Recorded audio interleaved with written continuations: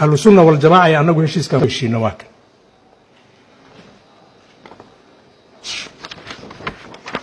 وحا صحيحي وزيرك الرماء قدها هي الشيخ شاكر طبعا قضاء قرى وإذن أخرنا مقالة أنه واجوكتين وحي قفه فدرال الجرنة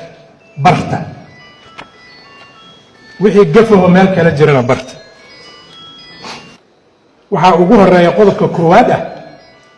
سلو هلو كالسوني يجوي حسلون oo suurtageliya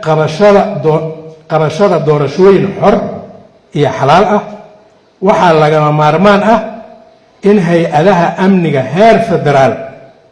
iyo heer dawlad goboleed ee galmudug ay si rasmi ah isaga kaashadaan sugidda amniga caasimadda Dhuusamareeb ee dawlad goboleedka galmudug qodobkaas waa kan la gaarsiiyay heshiiskan ayadoo laga amba qaadayo 400 ciidanaho isku dhafa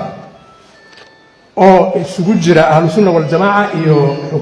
dawladda federaalka hal adeejiyo in la yiraahdo qodobkaas waa kaas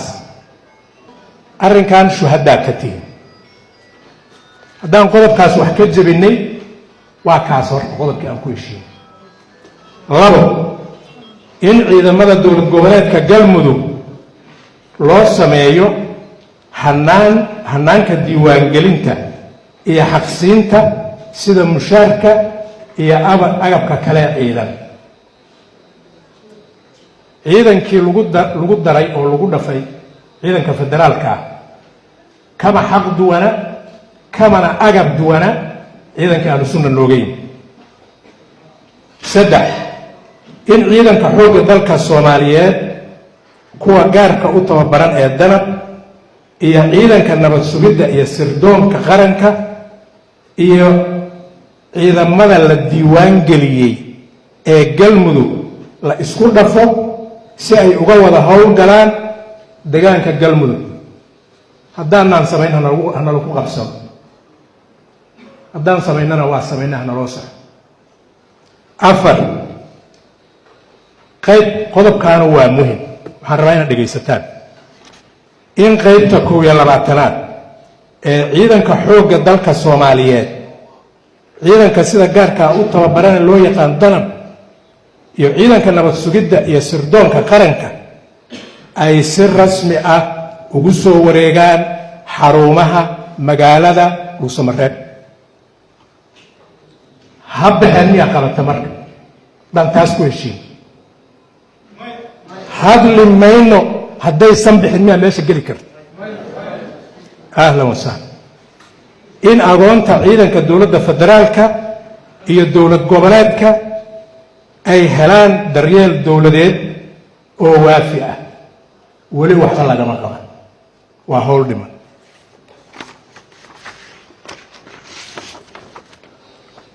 qodobka lixaad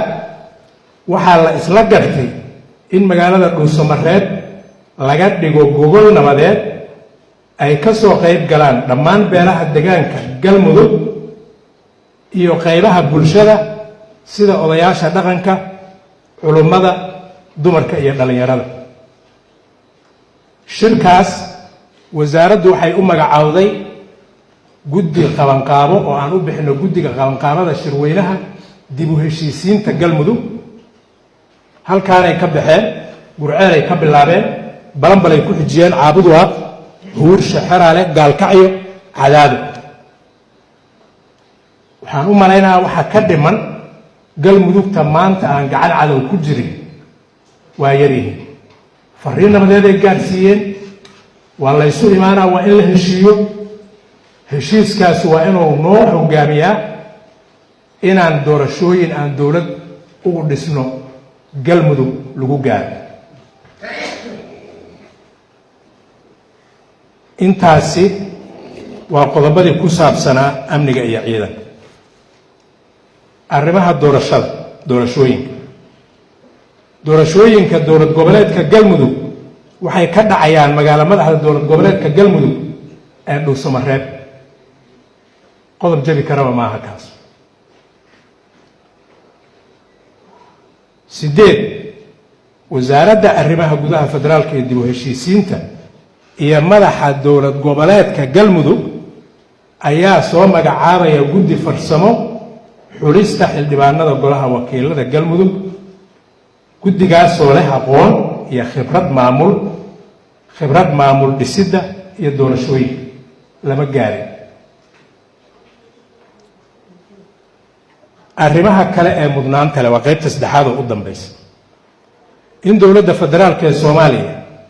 ay dib u fasaxdo kaalmadii dhaqaale ee kabista miisaaniyadda galmudug iyadoo la xaqiijinayo hufnaanta hanaanka maaliyadeed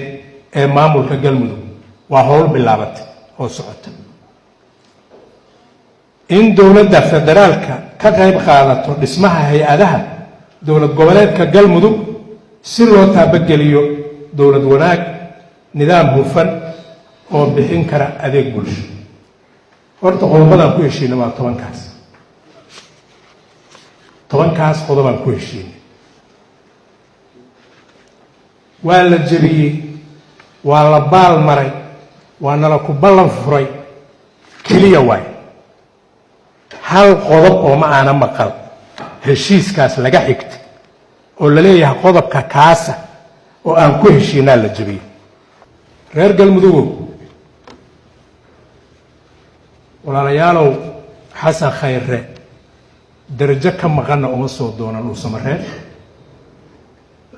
lacag aad ka soo heshidna uma soo doonan gabar inuu ka guursado iyo baayamushtar inuu ka sameeyana uma imaan qofkana abaalkiisa duurka looma diro culummadayadu howl fiicanay soo qabteen 10 sano iyo 11 sano howl ah oo deegaankan u aayay oo caawa shirkan inaan halkaan fadhino nabadeeda ilaahay ka sokow ayagu ku abaal leh ahlu sunna inay nidaamka wadanka ka jira oo Soomaaliya dowlad goboleedya noqotay meel ka gasho maahee intii yareedo ayadu ay u tala jirta loo dhaafo waxaan u maleynaa ayagana inaysan kala u noqonayn deegaankana aysan kala u noqonayn